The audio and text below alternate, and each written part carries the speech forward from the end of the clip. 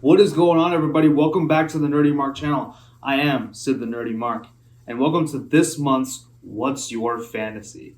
So I want to be honest with you guys, I actually wanted to book something totally different for this month, but then I was like, you know what? Mania Week is right around the corner. It's literally on the next day. Like you're probably going to be watching this on a Thursday, so it's the very next day is Mania weekend. Starting with Supercard of Honor on Friday and WrestleMania over the weekend, along with several other indie shows and WrestleCon, you name it. A lot of crazy stuff is going to happen in the world of pro wrestling around Mania weekend. So I thought, in order to commemorate that and kind of do something as big as Mania weekend, I thought I would book an AEW Ring of Honor Invasion angle and have that lead up to an AEW ROH Supercard. So that is going to be the topic of this month's What's Your Fantasy, an AEW Ring of Honor Invasion / Supercard. So let's talk about reality before we get into fantasy, as always. Now, these are some of the events that happened over the past few months that are going to fuel this booking. So on December 11th, Ring of Honor decided to close its doors after their aptly named Final Battle pay-per-view.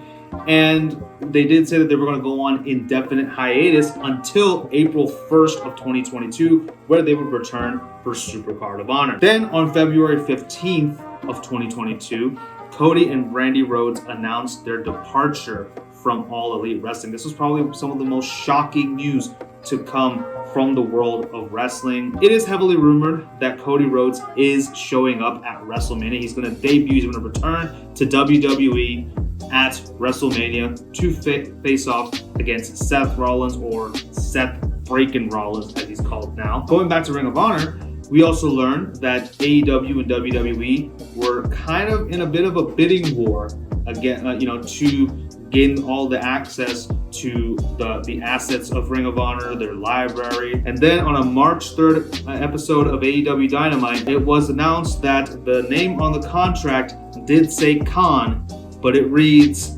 Tony Khan. That's right. Tony Khan came on TV and he announced that he had bought Ring of Honor, which was, of course, to great surprise, in a very positive way. These are some of the elements that I'm going to borrow from to fuel this fantasy booking. Now, before we get into this booking proper, a couple of disclaimers. Number one, I am primarily going to focus on Ring of Honor and AEW. I know it's tempting to have some of the other companies that both of these promotions have a working relationship with, such as Impact Wrestling, New Japan, CMLL, DDT, AAA, and many more. But I do believe that too many chefs spoil the broth. So no alliances, nothing, just Ring of Honor and All Elite Wrestling. That's all. Now, there may be a couple of people from other promotions that come in, but they will either side with ROH or with AEW, but that's it. Second off, this is going to be a bit of a longer video. I was originally going to make this 2 parts, just like I did my Cody Rhodes heel turn. However, I wanted to give you guys a complete story before we head into Mania weekend because, one, I guess it's my OCD, and also, it just kind of feels weird for me to kind of do like an overlapping story of my own while, people who are actually paid to do this are, writing out storylines and stuff like that. I'm just a dude on YouTube doing this shit for fun. So I didn't really want to have any kind of overlap as Mania weekend goes on. So, and I knew that I wouldn't be able to get it out and get 2 parts out in time. So it's just going to be one long video. So I hope you guys enjoy it. I hope you guys do watch the whole thing. It would really help me a lot. And also, I did definitely work hard on this. So please do watch it if you can. Watch the whole thing if you can. If you have some time at work, just you can either listen to it, or if you have some time, kick back, sit back, relax, grab yourself a drink, maybe some popcorn, some chips, maybe something to eat, and I hope you guys enjoy. Or if you're trying to be a little healthier like me, you can grab some baby carrots. And last but not least, I want to give a quick shout out to my sister, because I actually showed her this fantasy booking story, and she actually did add a couple of good ideas to it, so they will be utilized in this booking. So I hope you guys enjoy that. But without further ado, let's dive right in and let's find out how I would book an AEW Ring of Honor Invasion angle leading up to an AEW Ring of Honor Supercard pay-per-view. This is my fantasy. So our booking begins at Supercard of Honor, April 1st, 2022. We have some amazing matches going on. And in the middle of the show, we do have Tony Khan showing up. And he announces that he's been working tirelessly to secure a TV deal for Ring of Honor. And he's finally got it. So every Thursday at 7 p.m., 6 p.m. Central, Ring of Honor will have 1 hour on TNT. It's during the prime time. And everyone is excited. Everyone's saying thank you, Tony, all that good stuff. And the show goes on as planned. In the FTR versus Briscoes match, FTR beat the Briscoes to become the new ROH Tag Champs. And finally, we get to our main event. We have the interim Ring of Honor World Champion, Jonathan Gresham, versus Bandito, the Ring of Honor Champion proper, I guess. It's time to decide who is the undisputed ROH champion. It's a really good match, but finally Bandito does overcome Jonathan Gresham and becomes the ROH World Champion. And as he's celebrating, out of nowhere, Cody Rhodes shows up and he attacks Bandito from behind, picks him up, hits a crossroads, and then he looks at the ROH title and he picks it up, lifts it up in the air, and places it on Bandito's prone body. And the show ends with Cody Rhodes just walking towards the back, smiling evilly. And now we go to April 2nd, 2022, WrestleMania Night 1. The main event of which is Seth Rollins facing an opponent of Vince McMahon's choosing. So Seth Rollins, or Seth freaking Rollins, comes out probably in a ridiculous suit and does his weird little dance and his, weird little laugh. And he makes his way into the ring and he grabs the mic and he says, "I don't care who my opponent is. I am the best pro wrestler in WWE. Vince, let me have it. Who's my opponent? Who is on my level? Who do you think is elite enough to face me? The visionary Seth freaking Rollins." And after a minute of Cody chants, the inevitable ones, we hear Kingdom by Downstate playing, and out comes the man himself, Cody Rhodes. And by the way, I forgot to mention, his hair is dyed black again. Okay, it was even in Supercard of Honor and also here. I will figure out a way, in pretty much all my fantasy booking videos, I will figure out a way for Cody Rhodes to dye his hair black. But Cody Rhodes is in sharp contrast to Seth freaking Rollins, and he is just laser focused and he makes his way down to the ring. He's just he just means business at that point. Comes in, and Seth obviously is beside himself. He's like, holy shit, what's going on? Cody just stares at Seth Rollins, takes off his entrance gear, and then just starts to viciously beat him down. The bell rings, and it is a good 30-minute match, and it is the main event, so give the two men a good 30 minutes. But finally, Cody is about to get hit by a stomp by Rollins, but he evades, catches him from behind, crossroads, 1, 2, 3, Cody Rhodes wins. So I'm not going to book around WrestleMania Night 2, let it play out as it would in real life. We're going to fast forward over to the Raw after WrestleMania, or as it's being marketed as WrestleMania Raw for some reason. Cody Rhodes is in the ring, and he's standing by next to a black cloth covered table. Cody gets the mic and he says, "I came back because I wanted to do things right. I wanted to do right by my family." He goes into an emotional rant then about the American Dream, Dusty Rhodes, and the natural Dustin Rhodes. And then he said, "Vince, you did me wrong.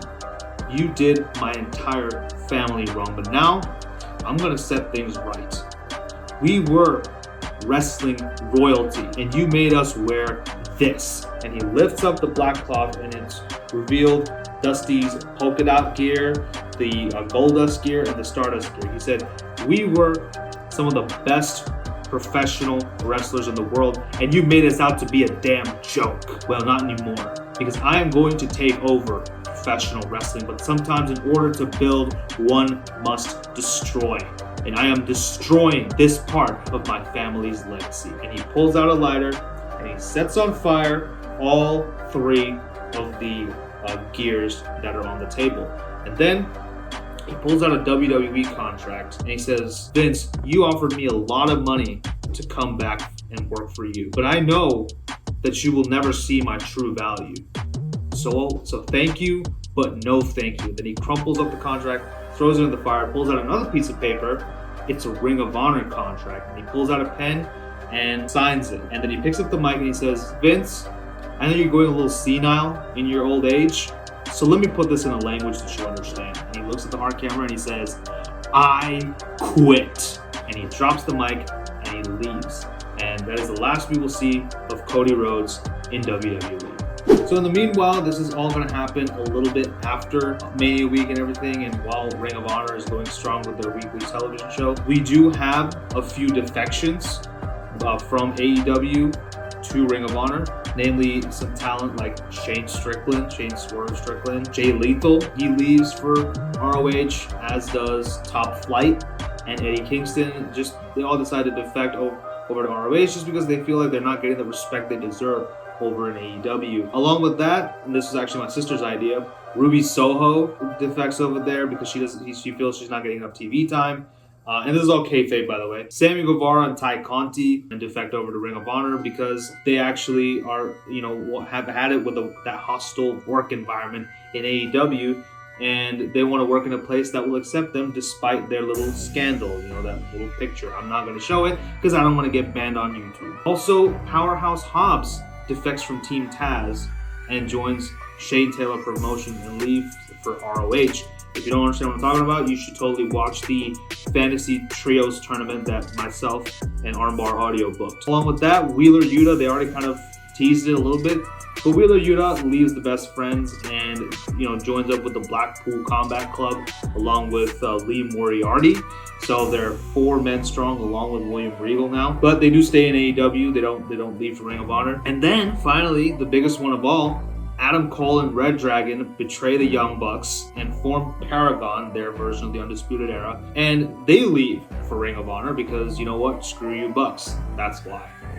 So what I'm going to do now is run through the entire calendar year, the rest of 2022, the pay-per-views between Ring of Honor and AEW. So we start at AEW's Double or Nothing pay-per-view this year. Cody Rhodes returns at the Casino Battle Royal and he wins the whole damn thing. He's the Joker and he wins the whole damn thing. And of course, everybody freaking boos like no one's business. Then we have Paragon winning the AEW Trios title, just like in the fantasy booking video I did with Armbar Audio. Go watch that if you haven't. Kenny then returns and reunites with the Young Bucks, and the two stables do have like a pull-apart brawl. Paragon, out of spite, leaves with the Trios titles, and they bring him over to ROH. Keith Lee beats Ricky Starks and becomes the FTW champion. Doesn't join Team Taz. He just is, again, doing that out of spite, because a lot of AEW, a lot of storylines are fueled by spite, aren't they?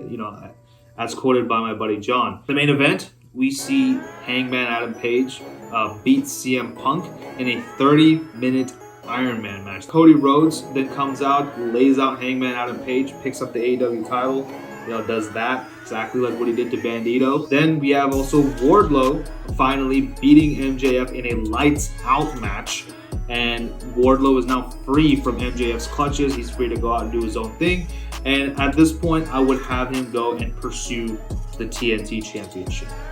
So the next pay-per-view we're going to look at in the calendar year is ROH's Best in the World. Some highlights that I decided to, I guess I decided to look the whole pay-per-view and say who wins. But Jonathan Gresham beats Josh Woods to become the new Pure Champion. We have Eddie Kingston beating Rhett Titus to become the new ROH TV Champion because Eddie Kingston deserves more. FTR retained their tag titles against Top Flight, and Cody Rhodes beats Bandito to become the new ROH World Champion.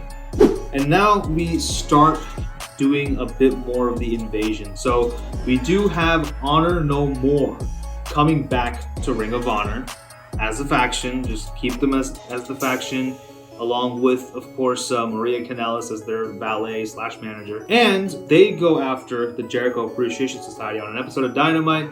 JAS are cutting a promo. Honor No More comes in and ruins their shit.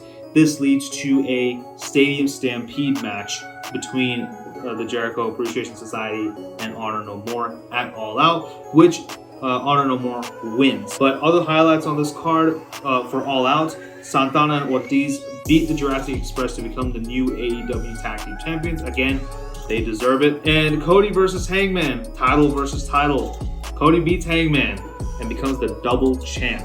And of course, everybody would hate it so much. And after Cody beats Hangman, Cody should be standing with both the titles in the air. Eddie Kingston with the TV title comes out. Jonathan Gresham with the Pure title coming out. FTR with their tag championships. Just those guys for now. We have so many different Ring of Honor stars, including, people who defected from AEW. People like, obviously Matt Titus and Josh Woods can be there. People like, Shane Strickland, Jay Lethal, and everybody who has defected over to Ring of Honor, those guys come out, and along with other Ring of Honor stars. So they all come out, they fill up the ring, and basically this is pretty much AEW under siege. So as you can see, of course, Cody is the man behind this whole ROH invasion, and he explains himself on Ring of Honor. He says, when I was in AEW, when I was an EVP, I didn't have equal say. I thought I would, but I didn't. It was always Kenny and the Young Bucks just tossing ideas around and finally executing it without even telling me. They cast me to the side. They disrespected me. They acted with no honor. I showed Vince McMahon what happens when you disrespect my family. Imagine what I will do if you disrespect me, disrespect us. And all the Ring of Honor champions come out, and the AEW Trios champions, Paragon, along with some of all the other invading ROH members. And he says, this is Ring of Honor, and this is war. We are waging a war on AEW because we will control professional wrestling. Out comes Tony Khan. He says, Cody, I'm sorry that we couldn't give you a contract that was to your liking. I'm sorry if you felt that we were excluding you from all the executive decisions, but this is ridiculous. But I know for a fact that you're a relentless man. This ROH, this invasion, it's not good for AEW or for ROH. But if the only way to stop it is with a war, then you got one. And by God, do I have a surprise for you, because the latest signee to All Elite Wrestling is very familiar with Ring of Honor. And much like you, Cody, no one thought that he would come over to the competition. But the thing is, he is very familiar with you in the recent past as well. We hear Battle On by War of Ages playing, and out comes Tyler Black, formerly known as Seth Rollins. Yes, in this booking, Seth Rollins leaves WWE and signs with All Elite Wrestling. Tyler grabs the mic and he says, Cody, after you beat me at WrestleMania, I had to get even because you gave me one of the biggest humiliations on the grandest stage of them all. But I knew I couldn't do it while sitting in WWE. I knew I couldn't do it wearing weird suits and laughing like a maniac. I had to be myself again. I had to be Tyler Black, damn it, one more time. So I went and I asked for my release from WWE. But before I did, Vince owed me a favor. I have acquired the rights to War Games, and I have sold those rights to Tony Khan and All Elite Wrestling.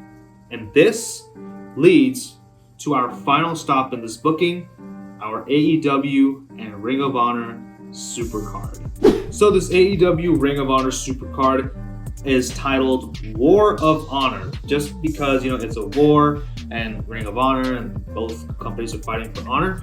There are 8 matches in this Supercard. All the matches will consist of an AEW member and an ROH member, going head to head.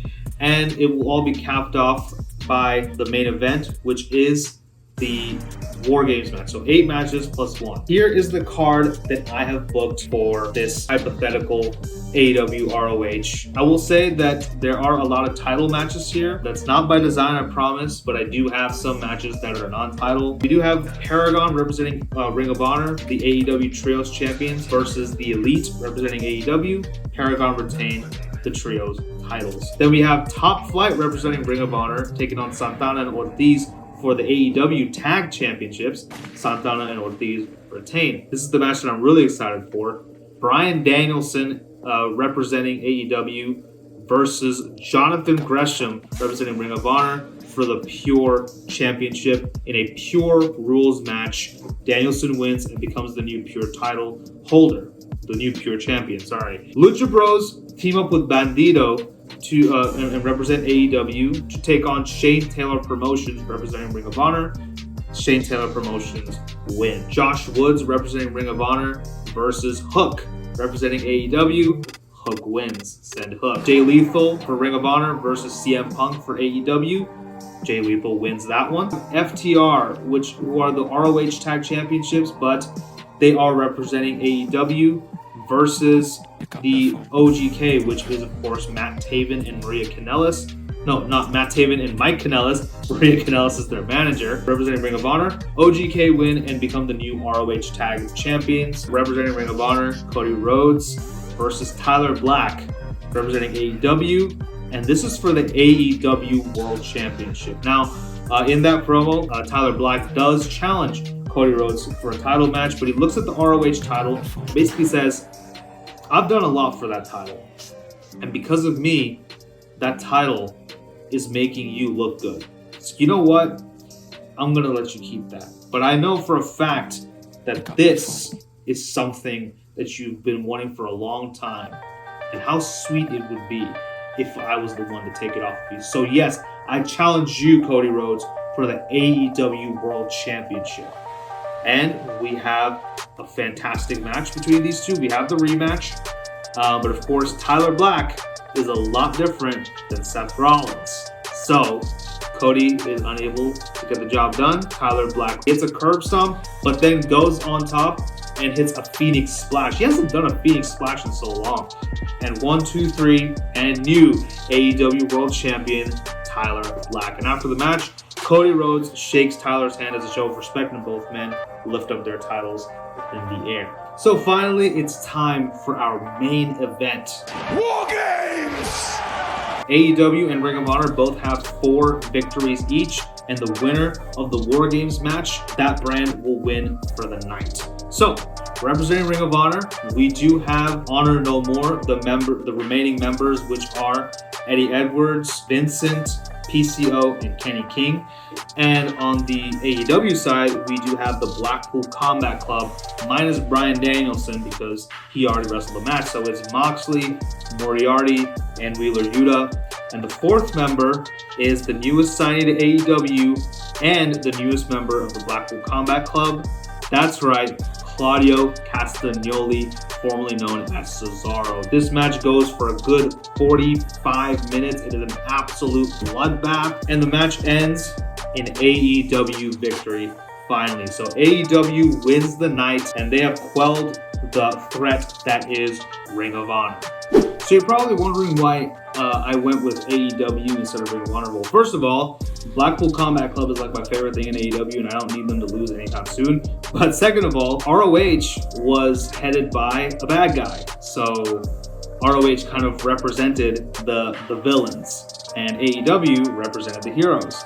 So the whole idea was, how will the heroes quell the threat of the villains? It's just a simple kind of good versus evil storyline. In Morrison, it's just mainly because Cody Rhodes, the leader of the AEW Invasion, is a heel.